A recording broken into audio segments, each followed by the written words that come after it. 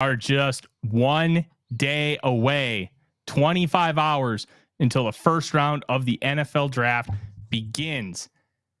That exhale is a sigh of relief because it has been a long process and we are here for you all weekend long.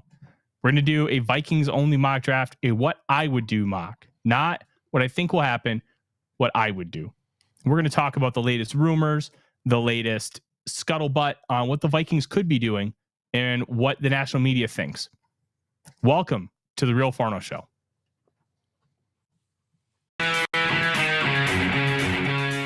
Welcome to the Real Forno Show, hosted by Tyler Forness, publisher at The Sporting News, contributor on SKOL North's Purple Daily, publisher of Substack Run In Shooter, the host of The Good, The Bad, and The Hungry on the Voices of Wrestling Podcast Network, and a founding member of Vikings First and SKOL. Welcome, ladies and gentlemen, to the Real Forno Show. I'm your host, Tyler Forness. With me, as always, is producer Dave, and it is a big day here for us. Why? The NFL draft is finally here.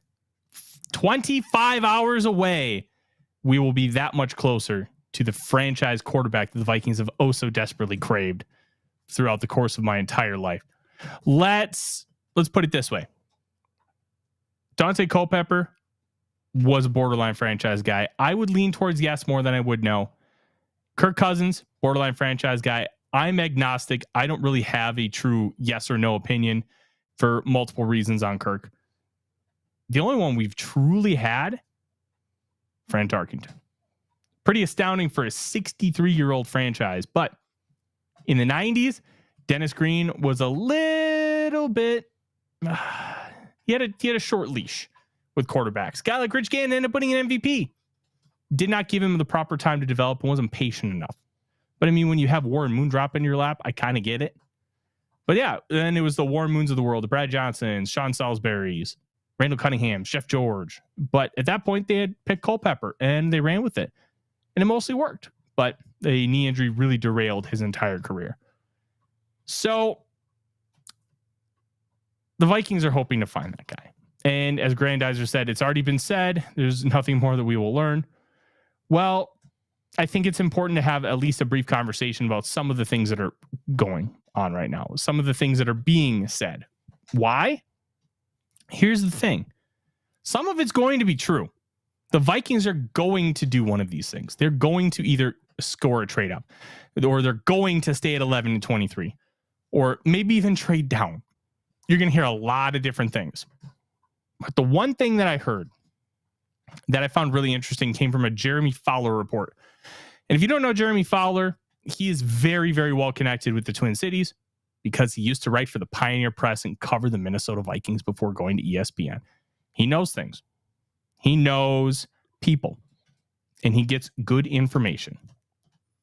And let's kind of start there. So I'm going to pull it up here and I'm going to read it to you verbatim. So there's a lot of interesting things that Fowler had to say, and most of it came from other people. And that's pretty normal, okay? So one AFC scout had something very interesting to say, and I quote, "I think they'll pull it off," talking about a trade up to go get a quarterback. They've probably been the most active team as far as potentially trading up. So an AFC executive is saying that. We don't know what, we don't know where, but then it's this one down here later on in the piece. An executive from a team picking high in the draft said, "I could even see them taking the best available at 11, like a corner, then figuring out a quarterback at 23. But this is the most interesting thing. Feels like all options are on the table for them." This resonates perfectly back to Kwesi Adolfo-Mensah's pre-draft press conference, where he talked about leverage. And he talked about how when you don't have leverage, it doesn't matter. And you need to have that kind of leverage. You need to have the ability to say no. And you can't go in with any sort of desperation. So the idea that they could end up staying at 11 and staying at 23, it's not far-fetched, but it also isn't what they want. And the big thing here is a quarterback could fall to them. A top 4 quarterback, more specifically. Very rarely do 4 quarterbacks go in the top 10. It did happen in 2018. It did not happen in 2021 when everybody in the world thought it would. Justin Fields fell to 11. You talk to anybody, nobody thought Fields would fall to 11. They knew he wasn't going top 3. At least it felt pretty certain. Trevor Lawrence was going 1, Zach Wilson 2.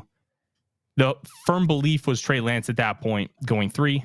And then Fields like, okay, somebody's going to take him in the top 10 because he's that type of prospect. It didn't happen. Could JJ McCarthy or Drake May also fall into that? Could they be that player who everybody thinks is almost a guarantee to go in the top 10 that falls?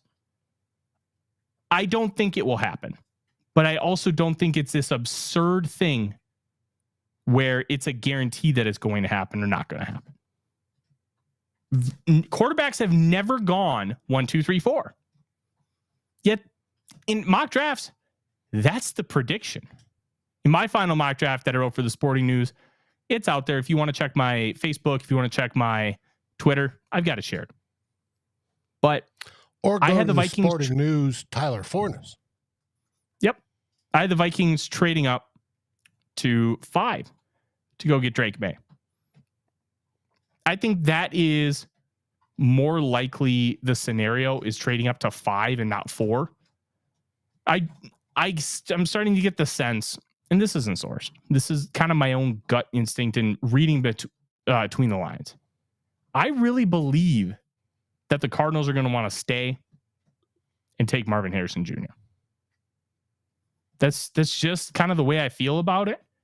It makes he's sense that for special of a prospect. Yeah, he's that special. And what's wild is he's not truly elite at any one specific thing.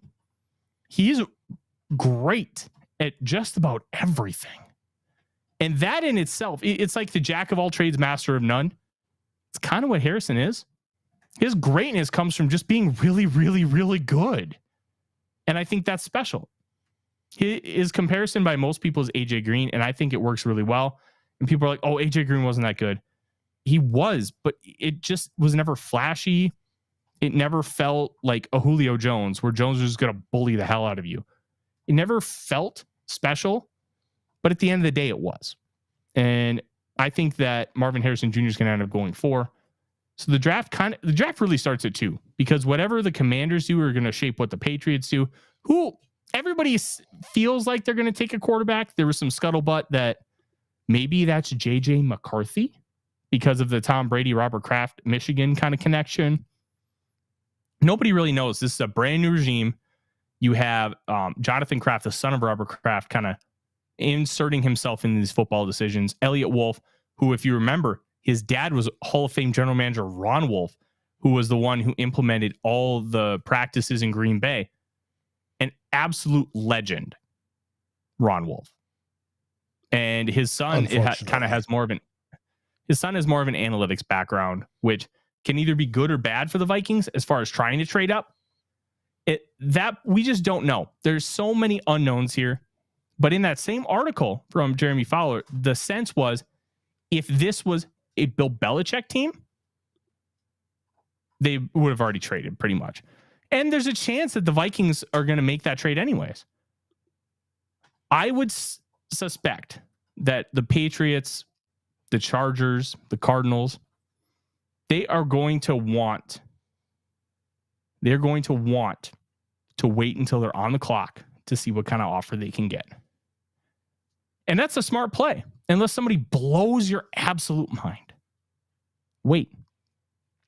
Desperation can up the price. And this isn't an insult to Kwesi. This isn't an insult as Cheddar pops up onto the screen. Hi, buddy. Hey there, Cheddar. It's just how things operate. Supply and demand. It's basic economics here. So if the supply is there and it's about to run out, there's 2 minutes left on the clock and you need to either make the trade or lose it. Maybe that third round pick in 2025 becomes a first and you get it done. You have a price in the back of your head. It's like you're negotiating at a car lot. That kind of doesn't exist anymore because they're already listing the prices like, this is the price, take it or leave it. But if you have a price, I'm willing to pay $15,000 and they're asking for 17, you're not going to go right to 15 because then you lose all your negotiating leverage. They're going to want to meet in the middle and you can't do it. So you're going to start at like 13 and then you're going to negotiate, get it to the point where you want it. And that point, $15,000, and that's how you get a deal done. It gives you wiggle room. You don't ever ask specifically for those little things. You don't ever give up your best offer right away unless it's late on the clock and you're late to the party. Like, hey, boom, boom, boom. So the whole reason we kind of talk about this element, as Grandad's is in the chat saying, we know this already. Yeah. But it's the whole reason why I'm kind of going about this is kind of update you on what everybody is doing. Also, it's really important in the fact that, well, all of this may be bullshit. It's smokescreen season. This point last year, all the discussion, and I had it confirmed from multiple people. I choose to believe that it's real because I heard it from multiple people who are not connected.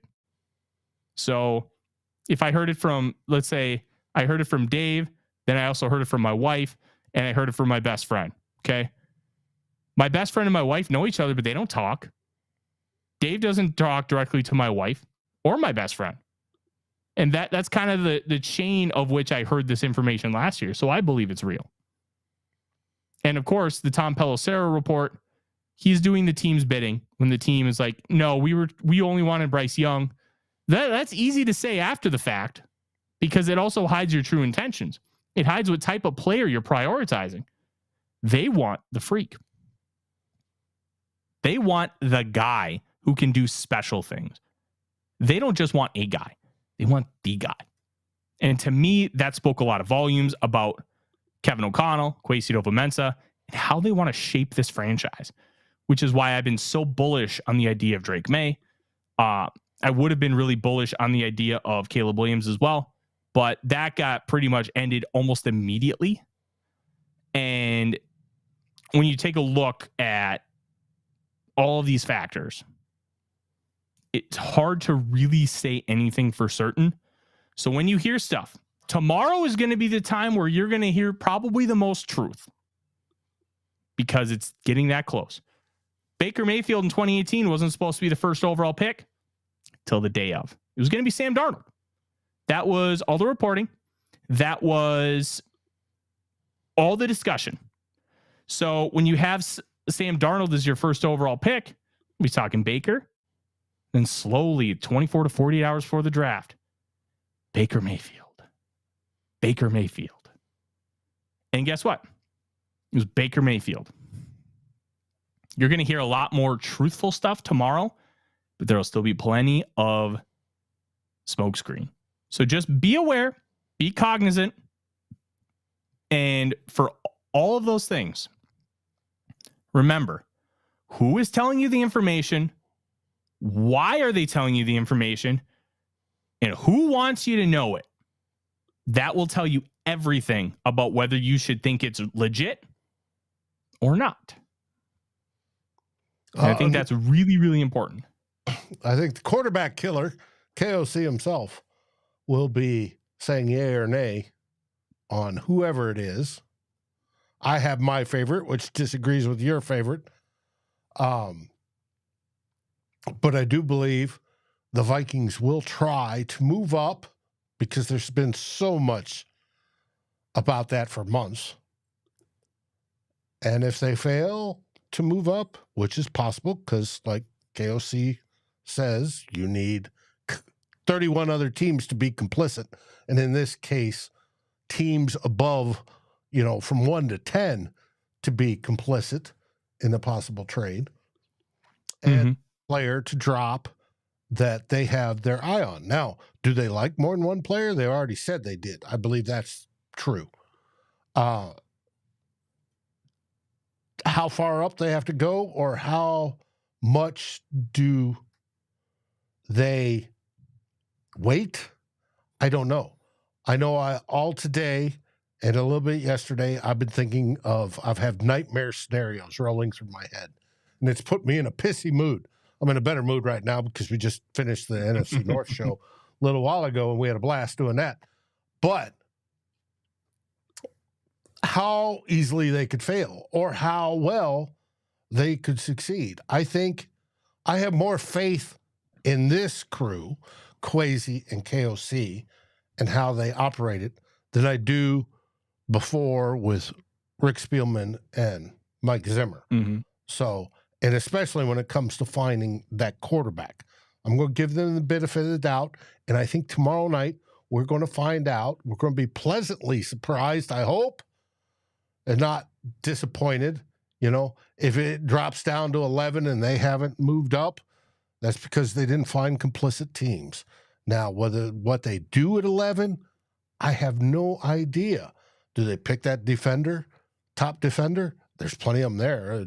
You know, it'd be great to have on the team and then wait to pick, you know, Penix or Nix at 23. I don't know. Hey, Dave, welcome for joining the show. Appreciate you coming on. And I want to thank everybody that's in the remarks. There's a lot of people here tonight. We've got over 100 viewing right now, 144. I appreciate that.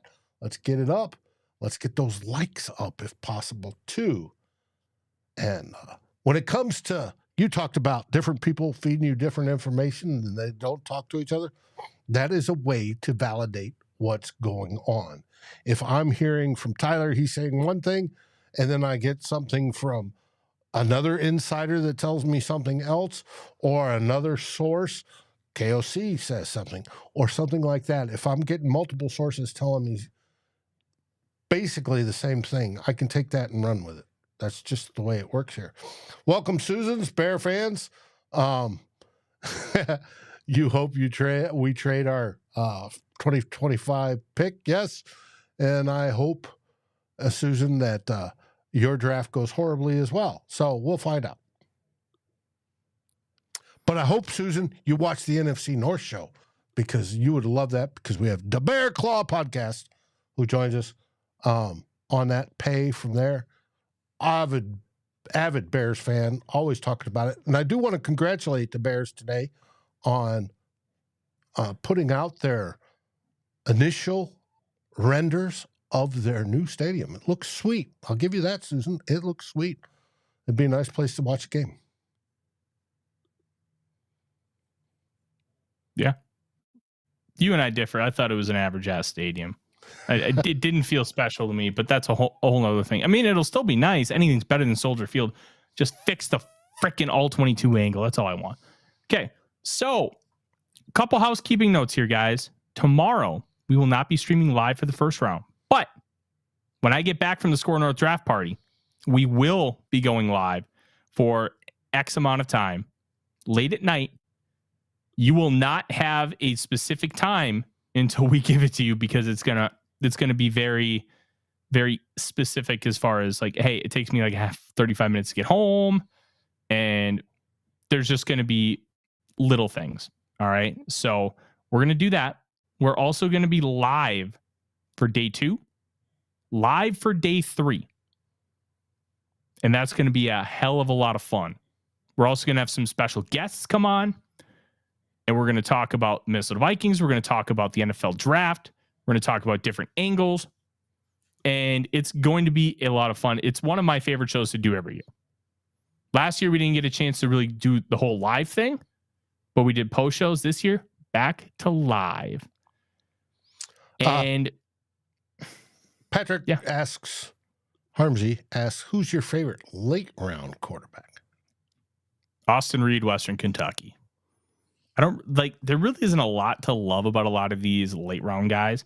I do love Austin Reed, West Florida guy, won the D2 national championship in 2019. After 2021, like the film was just littered with these bombs and this really good arm talent. And then he goes to Western Kentucky and a little bit up and down, some of it his fault, some of it not, but he's got a live arm. He's got the willingness to make the difficult throw. And I just think he's overall a really impressive guy. I don't know if he'll ever be anything in the NFL, but if you're going to bet on a late round guy to develop, I think it's going to be Austin Reed. But with that said, don't make sure you like, comment, subscribe, ring the bell. So when we go live, you're ready to go. And you're going to want to make sure you're there the entire time with us this weekend. It's going to be a hell of a ride, and it's going to be a hell of a lot of fun. Buckle up, everybody. Now, we're going to go to a 7-round Minnesota Vikings mock draft. This will not be predictive. This is going to be a strictly, what would I do? What would Forno do? And I'm going to walk you through kind of my thought process, walk you through what makes sense, what doesn't, and we're going to have a good time. Dave, let's fire it up. Are you ready to mock? Yeah.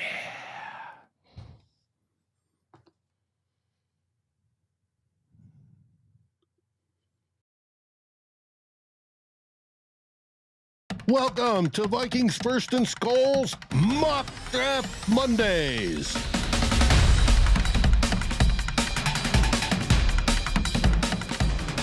Who will the Vikings pick? And who's your favorite choice?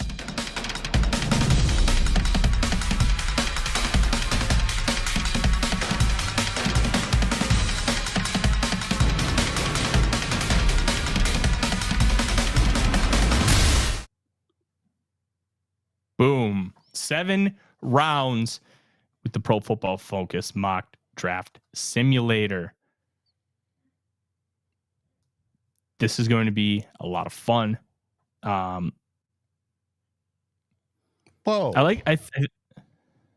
What? Oh, gotta sign in.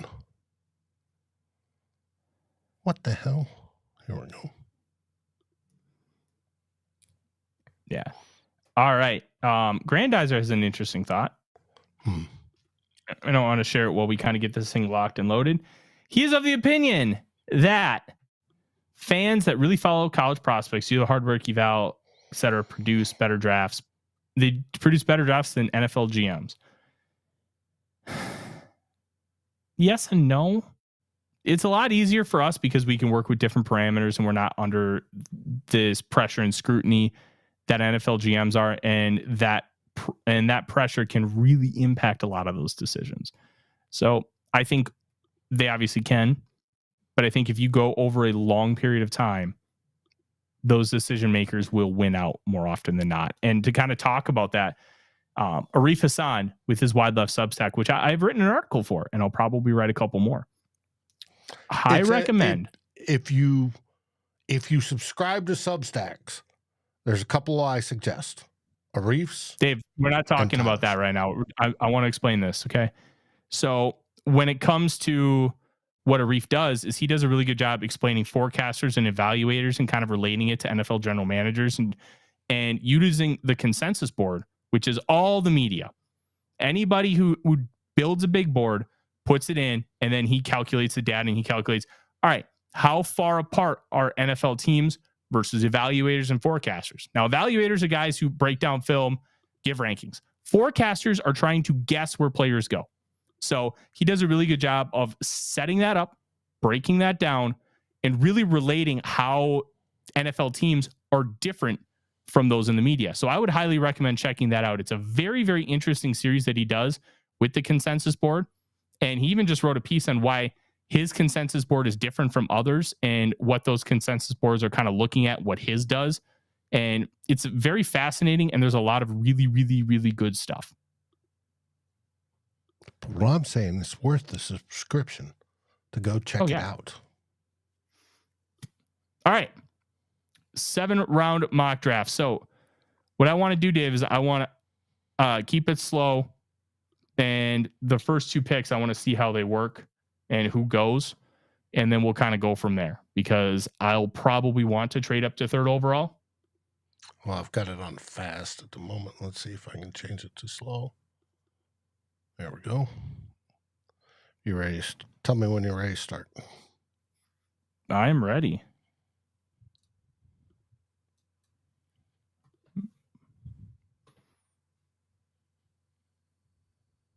Caleb Williams first. Drake May. Paused. Oh, May went 2. It would help if my... There we go. First off, thank you, Papa Powell, for the super chat. Appreciate that.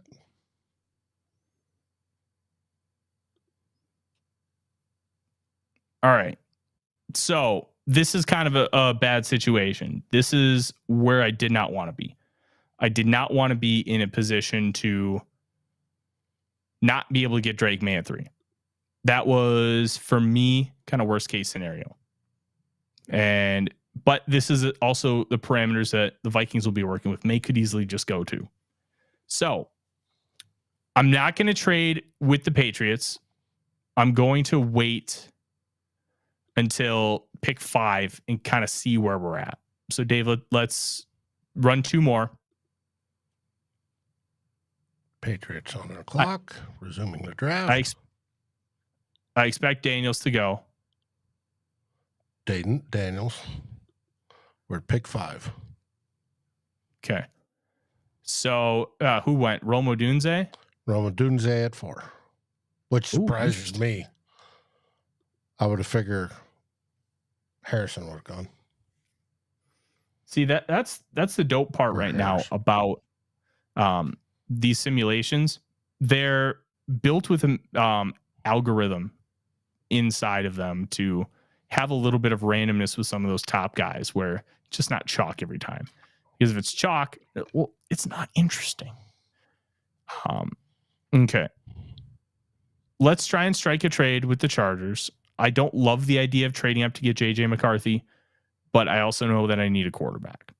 So let's see if they'll take 11 and 23 for 5, which I don't think is an unfair trade. I think you may have to give up a little more. I also think that it's very possible that the Chargers say no and they take JC Latham. Okay. He feels like a Chargers type of player because of what Jim Harbaugh wants to do.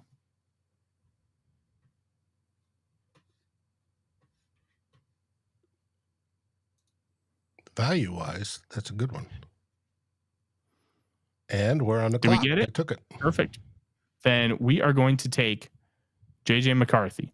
I don't love the value. I think he should go closer to 11 or even lower, but that's just not the world that we live in. And sometimes you just have to play by their rules, which is what we're going to do. I'd take that in a heartbeat. We've got our quarterback of the future. We're celebrating. Judd's waving the flag at the draft party. Everybody's drinking. We're having a good time. Yeah, I'm not as high on McCarthy as other people, but I'm okay with it. It is what it is. You got your franchise quarterback, and it's hard to truly be upset about that. I'm just going to be, you know what? We're happy with it, and we'll go from there. We can speed it up now, Dave, because at this point, we're just going to be waiting until round 4, which I one of the reasons I would love the ability to take your quarterback at 11 is I'd trade down for 23 and try to get day 2 picks, because day 2, there's a lot of depth. And you can get 2 or 3 more players to help this team. And that would be awesome. Will it happen? I don't know. I have no clue. But I would expect if Vikings somehow get a quarterback at 11, they try to get more capital. All right. Young thinks now let's take a look. Michael. We may have been able to ask Chargers for a little bit throwback on that trade. It's possible, but I also don't think it's necessarily going to happen. And I think even though I don't see in complete aggregate that there is a quarterback tax, there also is a quarterback tax when you're on the clock. Like it's a weird dichotomy when you're having those conversations, but I would fully expect that the Vikings will probably not get anything back unless they're kicking in next year's first, and then maybe you can get a third rounder this year. But if you're just doing 11 to 23, I don't think they get anything back in return. Well, let's explore that real quick. If you're saying 11 and next year's first rounder, keep the 23 and move up, does that make better sense than 11 and 23? It depends what you think about next year's class looking forward. We don't know everything about next year's class, but your scouts are going to have enough of a sense that next year's class is going to be weak or strong, especially in certain points. Plus, you'd be handicapping yourself without a pick in the first 2 rounds next year, which I think is important. Now, if you have to give up both, you just do it. But I think that they would rather give up 11 and 23. This is my lean. I don't know 100% for sure. 11 and 23 than give up next year's first. I think that's the idea. I know there's been reporting out there that they want to keep 23. Of course they do. But will they want to keep it instead of next year's first round pick? I don't buy the sense that, hey, if you're giving them next year's first, it could be a top 5 pick. No, you don't go in thinking that. This roster is too good to be a top 5 pick unless it's just devastating injuries. And hell, last year, you lost your quarterback and all-world wide receiver, and you still won 7 games. So I'm not going to use that as a rationale or a reason behind not making the trade. It just kind of is what it is. Yeah, I don't know. I would like me, Dave, to take JJ there and then to have seen, and I didn't look, what defensive interior lineman, say Johnny, was there, or whoever was there available, and have the possibility of building up that defense and then making that next year's first round pick a higher pick for whoever, for the Chargers once we got it. But that's me. All right, we're on the clock again. We're in day 3. And who would you like? Okay. Ben Sinnott for as a possible tight end. However, I think tight ends take too long to develop. We have Christian Mahogany, a guard out of BC. I would love to watch the film on him. People thought Mahogany might go first round. This was the discussion after the 2022 season where Mahogany had some really good tape, had a little bit of regression this past year. But, I mean, that happens. He's still a good prospect. And quite frankly, with what else is on the board, that's kind of where I lean. I do like Ben Sinnott. I like him a lot. I think he's probably tight end 2 in this group. I didn't get a chance to fully watch him, but, man, I loved watching him live. He can do everything for you. You can line up in line. You can line him up in the slot. He's more of an H-back like preference, and he can be a real lead like fullback type. And he's a great athlete on top of that. He was, I think, a 0-star recruit coming out of high school, and he played hockey all throughout and thought about going pro in hockey at one point. But I think he made the right choice in football. He's going to make theoretically a lot of money. And I think that in a few years, you could talk about him as being one of the better tight ends in football. Not like, I don't think top 5, but top half of the league. Like, I think that's a plausible outcome for Sinnott. But Mahogany, you have a needed guard. You also have a guy who's really talented in Mahogany. So that's the direction I lean. Let's go Christian Mahogany. He's a mauler. He's also a good athlete. He's not perfect, which is why he's available here. But he's somebody who could theoretically start day 1 if he has a really good camp. Like, you're getting a talented football player. So that's what I do. Let's look at us. 6'3", 322, fire plug type. I could deal with that. Definitely not a tackle. All right, we're on the clock again. Pick 129. Tandre Sweat is still there. I would do that in a heartbeat. Let's take a look at who else is there. Sweat's just he is the biggest wild card among everybody in this draft. Makai Wingo, defensive interior. DT. Wingo's more of a gap shooter, but he's also really good at, and he's solid in run defense. I gave him a high 4th round grade. Good football player. Had somebody who covered the team for the LSU student newspaper last year, Dylan Sanders, say that some teams just going to absolutely love Mekhi Wingo. He's a dog. So that's an interesting one. I think we will end up going with Tandre Sweat. I don't know how the Vikings are going to feel about the DUI. The suspicion of DWI. DUI and DWI, I view in the same bucket. The law will group them differently depending on where you're at. But they do in Texas. I looked at Texas. Yeah. Anything under 1.0 is a DUI. Anything above 1.0 is DWI. Yeah. Minnesota, I can't remember what the distinctions are, but driving while intoxicated, I think, is better than driving under the influence as far as a legal perspective. Well, here it's vice versa. While intoxicated is worse than under the influence. So Sweat, he's a big boy. He's much quicker than you would expect for someone his size, but he also needs to keep his weight under control. And there are some real concerns about him being a partier. Like, look, college kids party. It's part of growing up.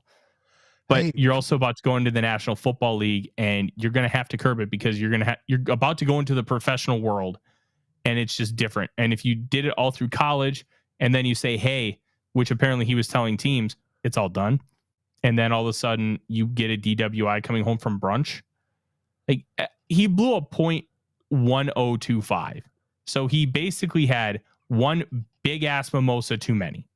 And that's not exactly what you would call well, what's the right way to frame this? It's not like this ginormous mistake where he was like being incredibly negligent, but it's still not good.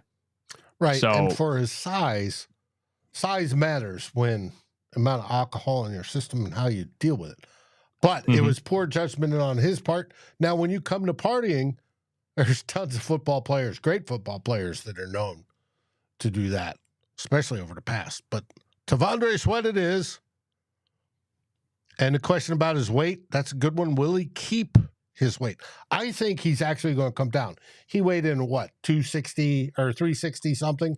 I think he's going to actually come down when he gets into an NFL, the cafeteria there, making specific foods, the training regiment of the Vikings.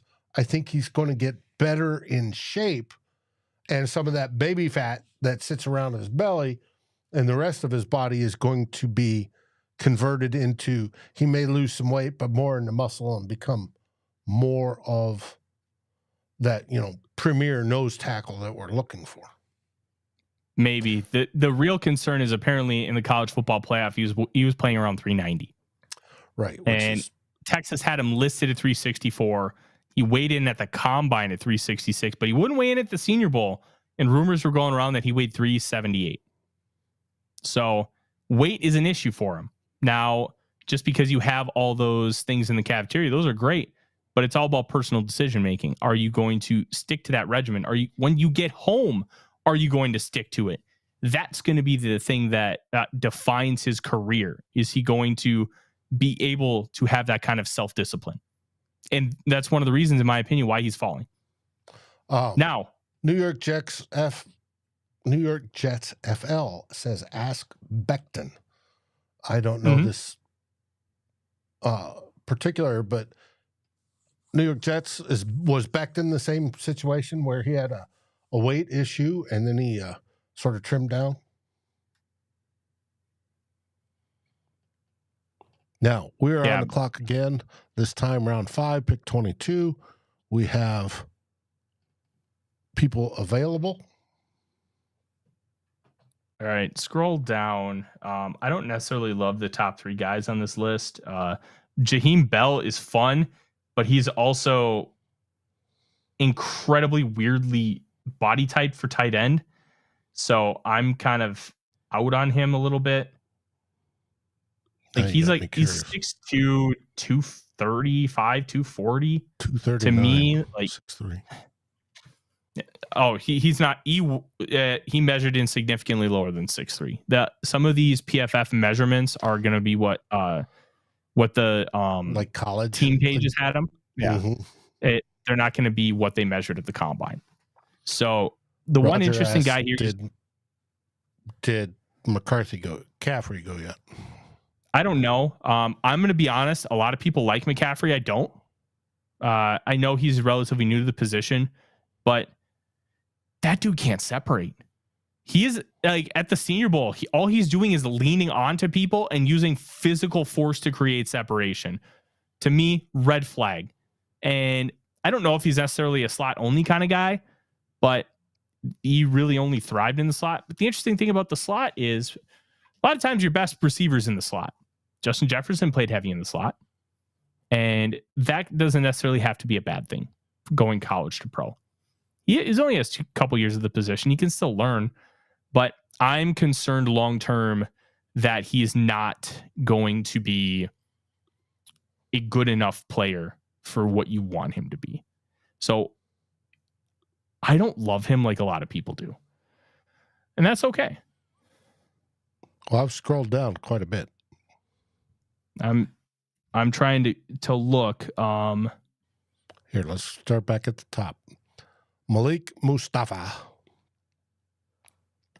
Jalen Bell, Tyler Davis, Jaden Sheridan, Jalen Coker, Marcus Rosemary Jackson, Jordan Whittington. I have my guy. We're going to go with the guy from Holy Cross, Jalen Coker. Coker is a really interesting one. He was an absolute monster for Holy Cross, and then he tested like a freak at the combine. Before that, he dominated the Senior Bowl. FCS guy, caught everything thrown at him. Tested really well, especially with the jumps. I think it was a 98th percentile vertical of 42.5. Then his broad was 10'8", which I think is the 83rd or 86th percentile. I can't remember which one. But has some explosiveness. Probably just a possession receiver. But you can get some special teams utility out of him right away. And I think he can compete for the wide receiver 3 and 4 spots right now. And then eventually become like a Cooper Kupp type receiver, but not as high end. Where you're just asking him to be a possession type receiver, not be super explosive, but just get open and be able to make plays like first downs, that kind of stuff. Like Keenan McCardell. He's the Vikings wide receiver coach. That was kind of his job, but I mean, he could still go vertical. I think you're kind of looking at the same style of receiver for Jalen Coker. Now we're back on the clock at 167. Zach Zinter, I do like, but I don't know what his injury status is because he had a brutal leg break against Ohio State. He may never play football again. That bad? I genuinely. Well, that was the talk at the time. I haven't heard anything else. So I just may not have gotten the most recent update. I just don't know. I think Trevin Wallace is an interesting linebacker. We've already grabbed the guard, though. No, that doesn't matter. The Vikings still need trust me, more round bellies, the better. Yeah. You know, that makes me happy. The Vikings need to find offensive linemen who are inexpensive, and the best way to do that is in the draft. And you're just trying to find backups. You're trying to find guys who can be versatile for you, who can develop and be your 8th, 9th, 10th offensive lineman, because you don't want to pay those guys the vet minimum. You don't want to pay them even more than that. You want to pay them rookie salaries. And that's kind of the idea of taking guys, and that's why you have your developmental projects. But I think we'll go with linebacker Trevin Wallace here. He kind of reminds me of an old school thumper, and he's got good athleticism.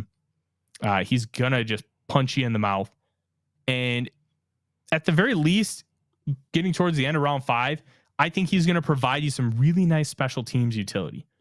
And special teams utility is really important when you're talking about day 3 guys. And hey, can Wallace develop into something as a starter? Maybe. And I think that's a really good calculated risk that you're taking. You get that special teamer, but then you could get a little bit more. Right. And we know the special team is going to need the bigger guys, and a linebacker is the perfect type at 240 to be that this year. I want to welcome Wasted Bananas from the Kansas City Chiefs, welcome to the show. All right, 177. And then we're going to have 2 picks in round 7 to kind of finish up. Bo Limmer's an interesting one to kind of look at here. What else do we have, Dave? We have Bo Limmer. Then we go down to Cody Schrader, Steel Chambers, linebacker from Ohio, Nahima Pritchett, cornerback, Auburn, KT Levinston, tackle, Kansas State, Torrey Taylor, punter, Iowa. Isn't he the punt god? No, the only guy who's ever been called punt god was Matt Ariza, but that's an entirely different situation. Kamani Vidal, running back, Josh Proctor, safety, Miles Cole, edge, Travion, I wouldn't mind another edge, Travion Robinson, wide receiver, Darius Masao, linebacker, Joshua Newton, cornerback, Isaac Garendo, running back, Tyron Hopper, linebacker, Johnny Dixon, cornerback, Bo Braid, safety, Javian Cohen, guard. We're getting all right. Let's go back up Jordan to the top. Lee, or Logan Lee. So of all these guys, I don't really love a lot of them. I think the one we're going to take is Bo Limmer, and Limmer's an interesting one. 100th percentile vertical jump, 36.5, and then bench press 225 pounds 39 times. So you got explosiveness and you have upper body strength. But he played center just this past year. He was a guard the 2 years prior. So he's got some position versatility. And that kind of versatility, as we talked about earlier, is really, really important. Day 3 also really stinks this year. It is bad. A lot of it has to do with NIL and the COVID year and guys just wanting to stay in school longer. Only 53 guys came out this past year as underclassmen. That number is usually around 110. So you take out like 53, 55 guys that normally would have declared, it's going to make your class a lot weaker. Okay. We're at pick 230. The one that really stands out here is Elijah Jones, the Boston College cornerback. He's gotten a lot of publicity over the past few weeks, and he played really well at the Senior Bowl. It would not shock me if he goes a lot higher than this, but once you get past like about 120, a lot of the guys are relatively fluid, and you can kind of be like, oh, I have this guy here. Well, I have this guy 100 spots later, and it's not crazy absurd because of how weird this day 3 is compared to normal years. But upside cornerback, he's got good size, he's aggressive on the ball, and I think it's somebody with this man coverage style that Brian Flores will prefer to play that you could potentially grow and develop in a couple years down the line, be a contributor for you. And at the very least, special teams utility. Right. I worry about him being skinny at that height, but Bob Sweet says pick a kicker. Bob, what is he? He's only 194 pounds. That's fine. Says 184 at 6'2". Oh, it looks like 9 for me, but I can't with Ecamm. I can't make the screen bigger. No. Need to put it on your big screen. That's what we need to buy you next. Is a big screen monitor to put up on above you, above the lights, so you can look up and see it. Well, I did, but the box didn't get bigger because I have 24-inch monitors next to me. No, the box that it's in. Let's get you 50 in. Hey, listen, if somebody in the chat wants to pay for me to get a 50-inch and have somebody install the mount, I will gladly accept. All right. So we're on our last pick. 232. I will not be taking a kicker, nor will I be taking Joe Milton. Will Reichard from Alabama. The people that I talk to that know how to scout kickers just think he's incredibly overrated, so I'm going to pass. Here, the guy we're going to take is we're going to take out of Pitt, Bub Means. 1, Bub Means is an elite name. But 2, he tested incredibly well. And because he tested incredibly well, that gives you some hope that he could potentially grow into something. He also played really well for Pitt.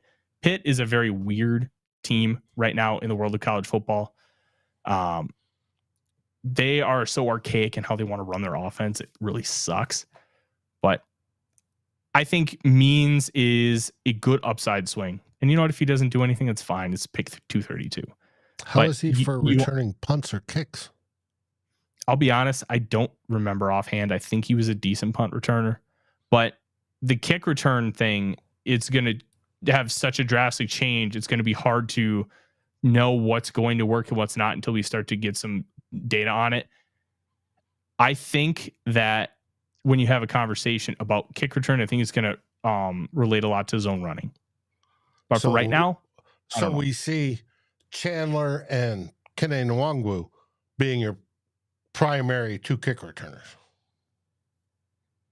as it sits right now. Yeah, I don't even know if Nwangwu is going to be good enough. I really don't. And that kind of sucks, right? It does because suck. he I really don't know. I'm intrigued to kind of see what that ends up looking like. And here we go.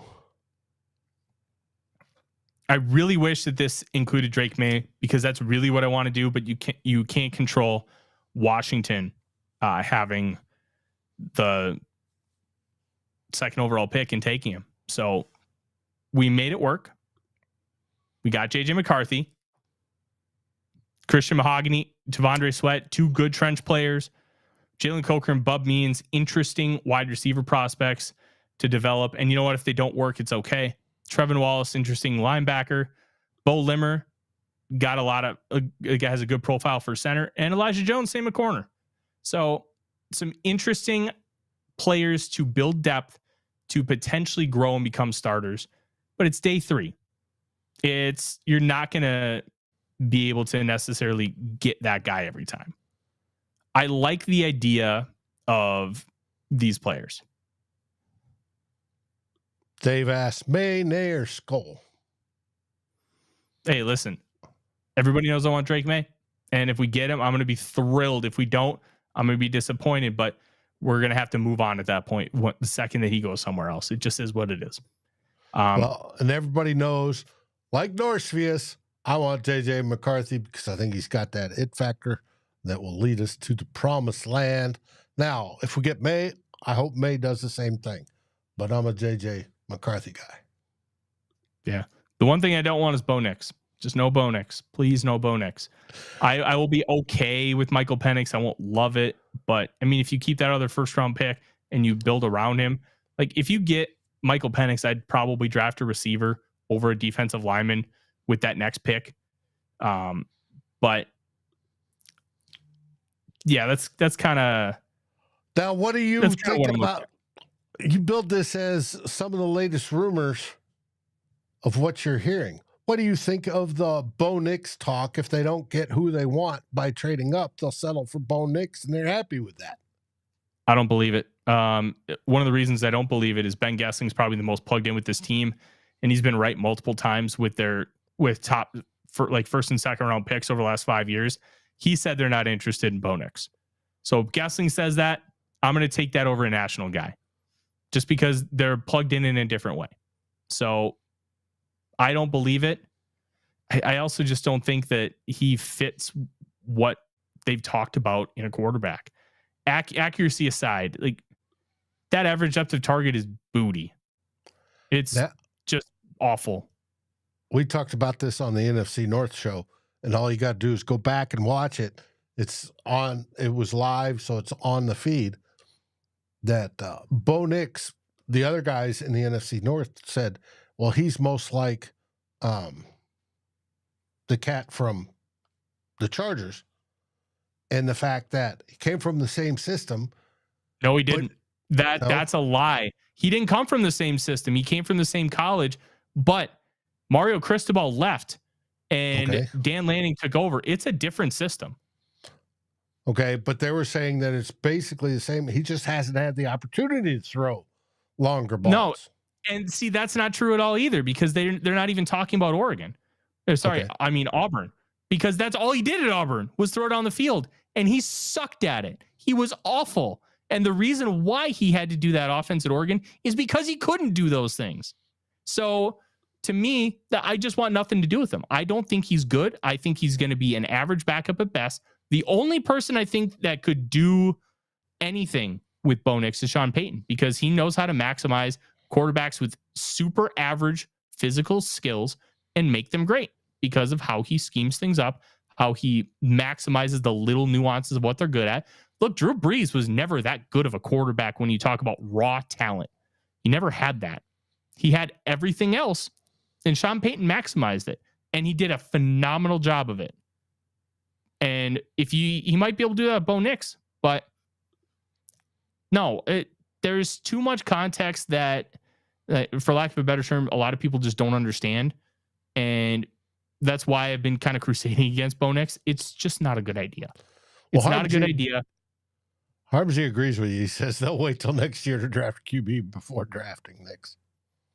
Hey, I would rather have Spencer Rattler, and I'm very concerned the Rattler will just be a bust, but at least he's got elite level traits. To me, that's important. He's got elite traits. And he'd be going into a great setup, but he still might stink. Like, there's a reason why he's a day 2 quarterback. So that is it.